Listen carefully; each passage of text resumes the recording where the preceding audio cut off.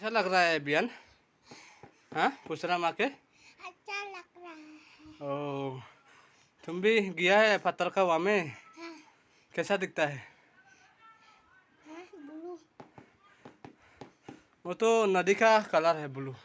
पत्थर कैसा दिखता है? बहुत बड़ा है ना? हाँ, वाह, समुद्र का बीच में ना, बहुत बड़ा है। इधर आओ ना। जा रहे हो क्या? थोड़ा रेस्ट करने दो। कैसा लग रहा है बेटा? ओए,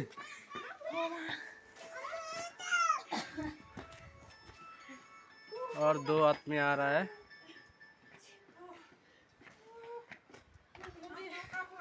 कैसा लग रहा है? बहुत अच्छा है ना? बहुत अच्छा है ना? बहुत अच्छा दिखता है। इधर में अभी रेस्ट करने के लिए बेटा है। वो देखो, अभी ये साइड में जाएगा, इधर से जाएगा अभी।